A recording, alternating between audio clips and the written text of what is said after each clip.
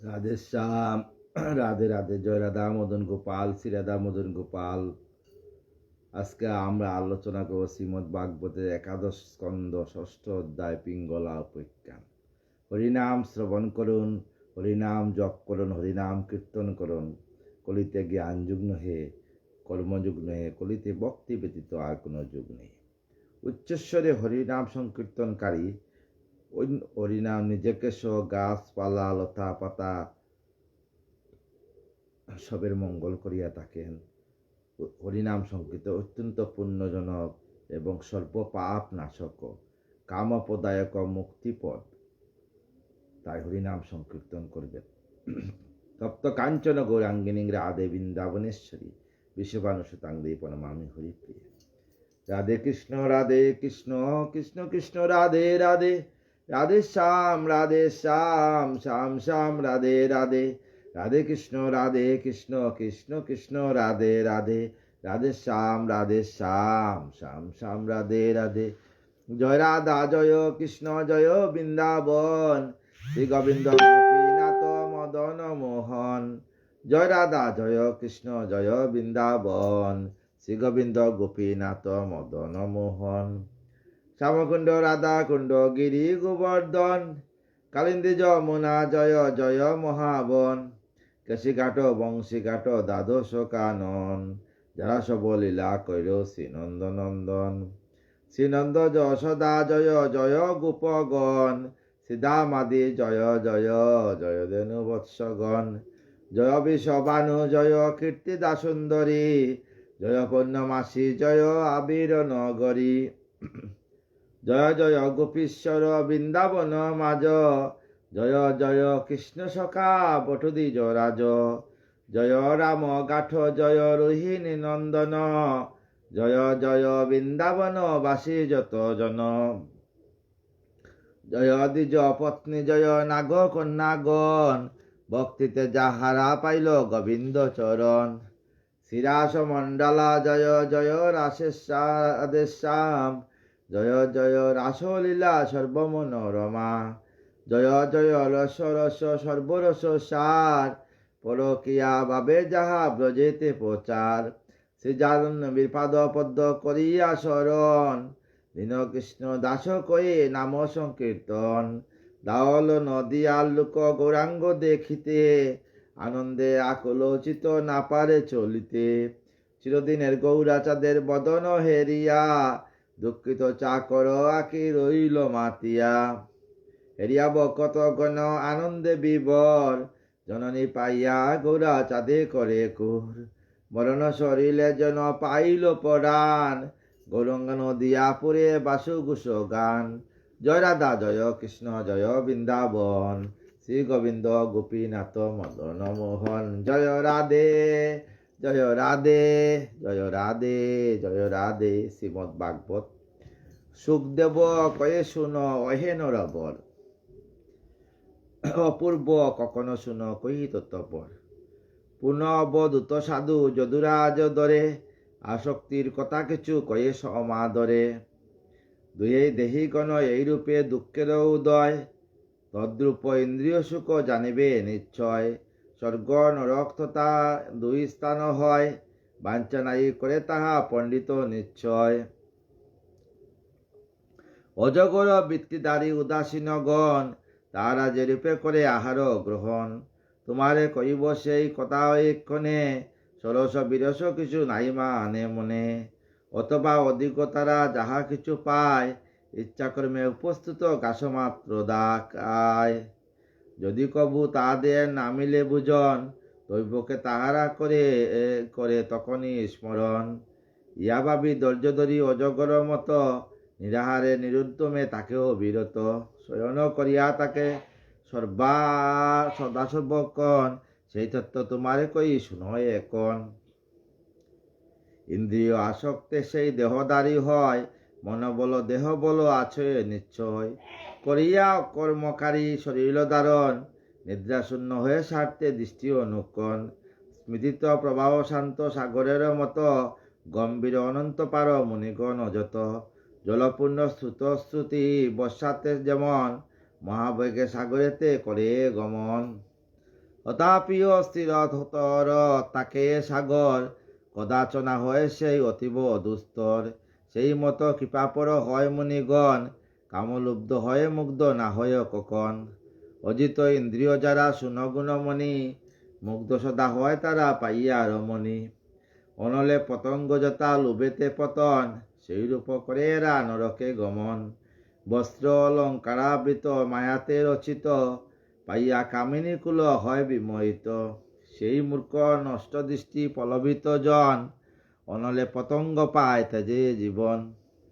পরতে প্রেমের বৃত্তি করে শ্রবণ, মুনিগণ এই বৃত্তি করিবে ধারণ।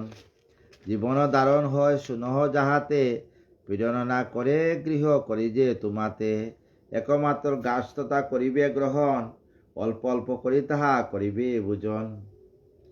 অলিজতা পুষ্পতে মধুপান করে, পণ্ডিতরা সেই রূপ জানিবে অন্তরে।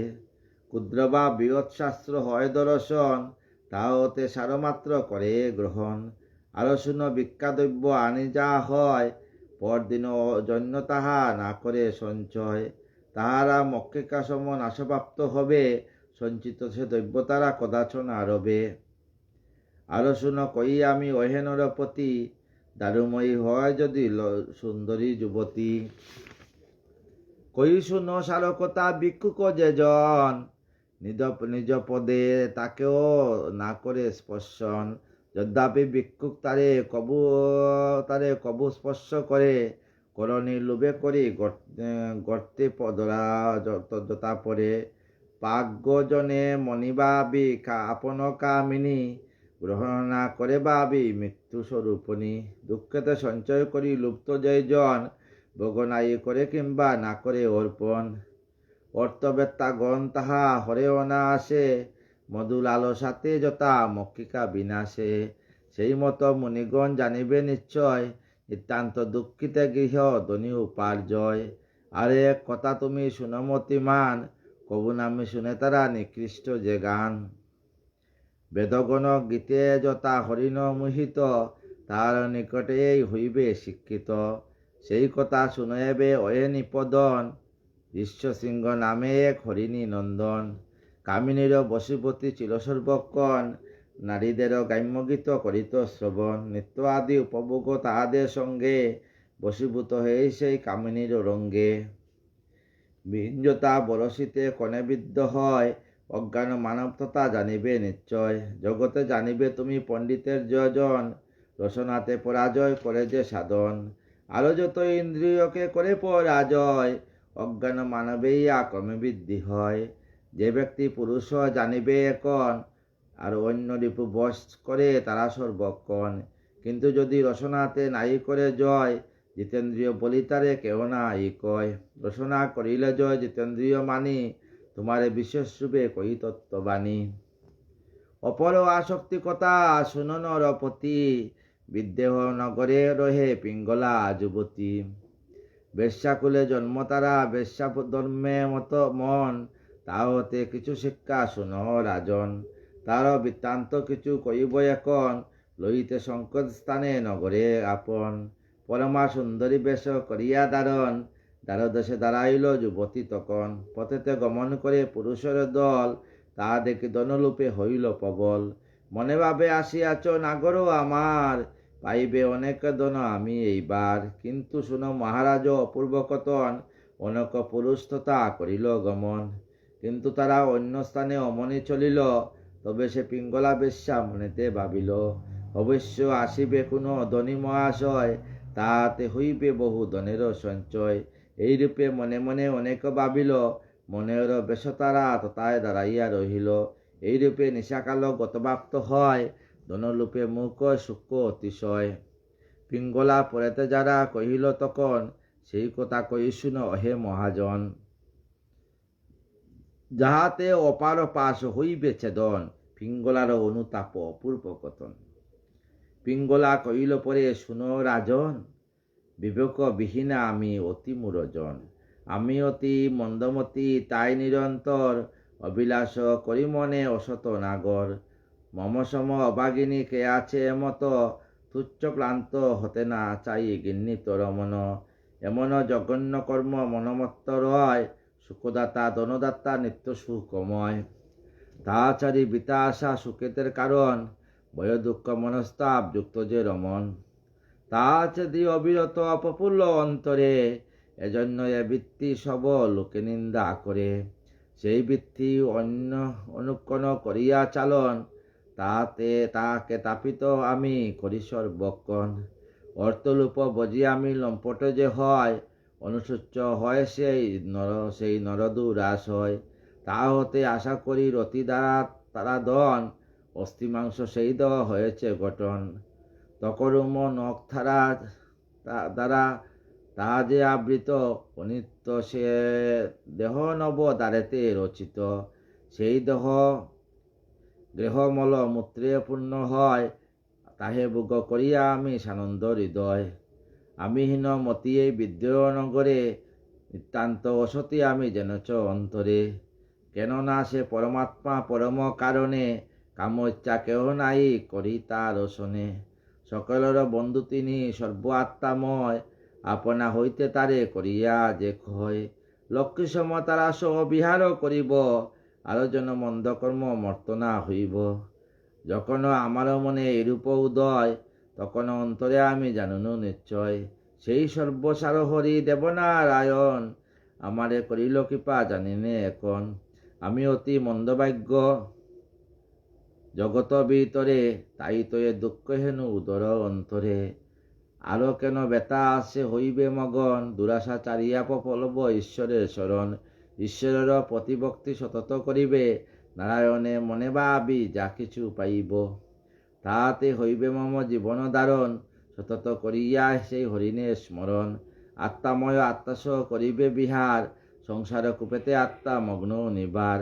বিষম বিষয় আসে অন্ধ নয়ন, কুচিন্তা বিষম সর্ব গাছিতে এখন। হরিবিনা আরো কেবা পরিত্রাণ করে, এতএব যদুবর শুনত তপরে।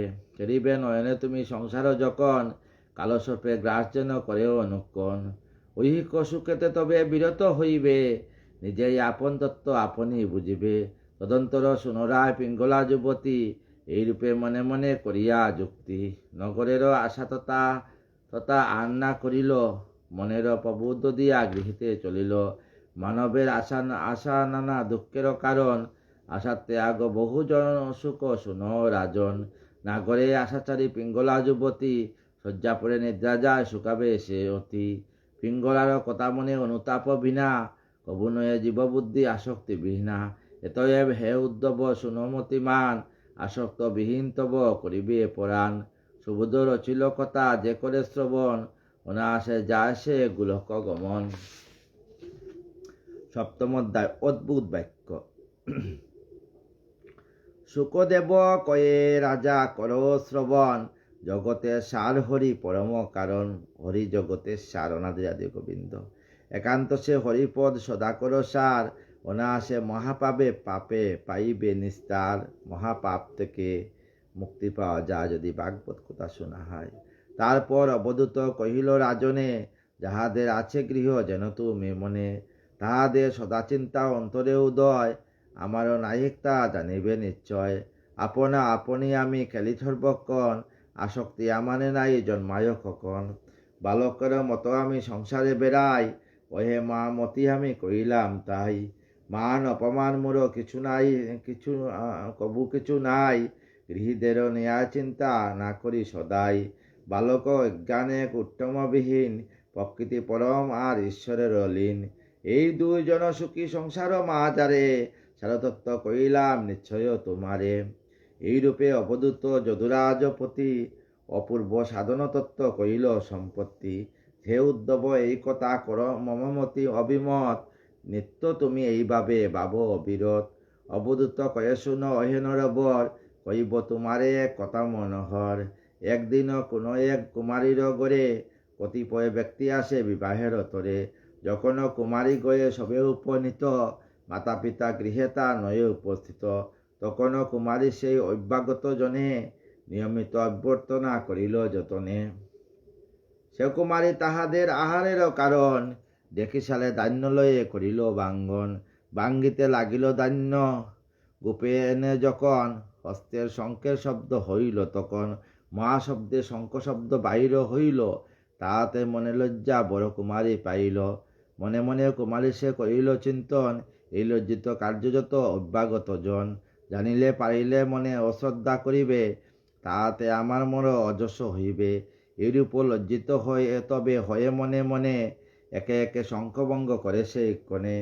এক হতে দুই গাছি অবশিষ্ট রয়, আবার উঠিল শব্দ শুনো মহাশয়।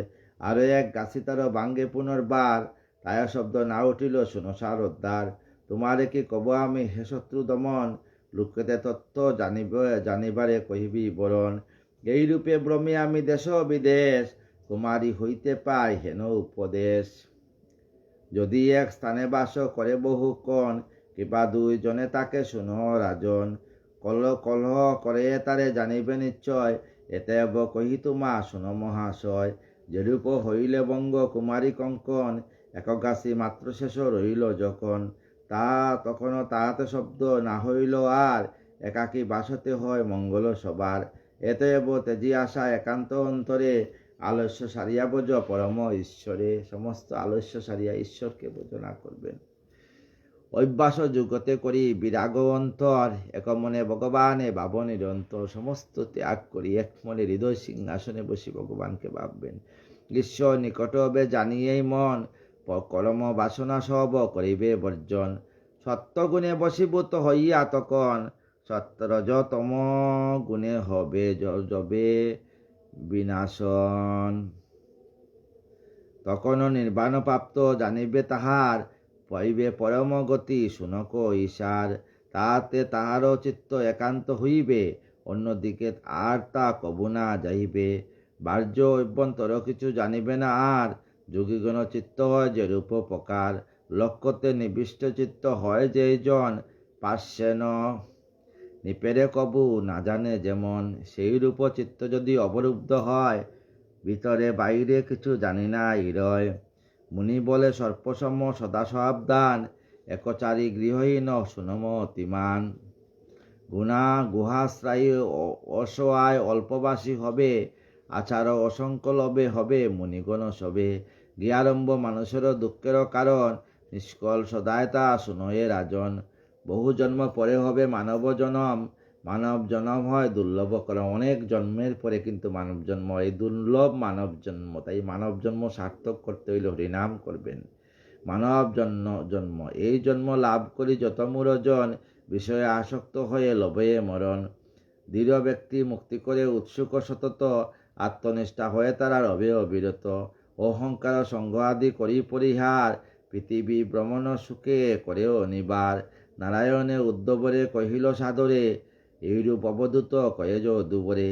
সানন্দ অন্তরে সবে করিল গমন, মহাপাপে মুক্তি তার হয় সেই ক্ষণ। সুবোধ রচিল গীত হরিকথাসার, ভাগবত তত্ত্বজ্ঞান হরিল বিচার। ভাগবত তত্ত্বজ্ঞান একমাত্র গোবিন্দের বিচার। তাই হৃদয় সিংহাসনে গোবিন্দকে রেখে নাম করবেন। আগামীকাল ভাগবতের একাদশ স্কন্ধের অষ্টম অধ্যায় উদ্ধবের বদরিকা আশ্রমে গমনে ও ব্রহ্ম লাভ সম্বন্ধে আলোচনা করব। সমস্ত সাধুগুরু বৈষ্ণবের চরণে আমার শতকোটি প্রণাম। আপনাদের পদধূলি আমার মস্তকে দিয়ে আমাকে কৃপা করবেন। শেষের দিনে যেন আমি রাধা রাধা নাম করে বৃন্দাবনে রাধারানীর যুগল চরণে দেহকে রাখতে পারি সজ্ঞানে। রাধে কৃষ্ণ কৃষ্ণ কৃষ্ণ রাধে রাধে, রাধে শ্যাম শ্যাম শ্যাম রাধে রাধে। জয় রাধে জয় রাধে জয় রাধে জয় রাধে জয় রাধে জয় রাধে জয় রাধে শ্যাম।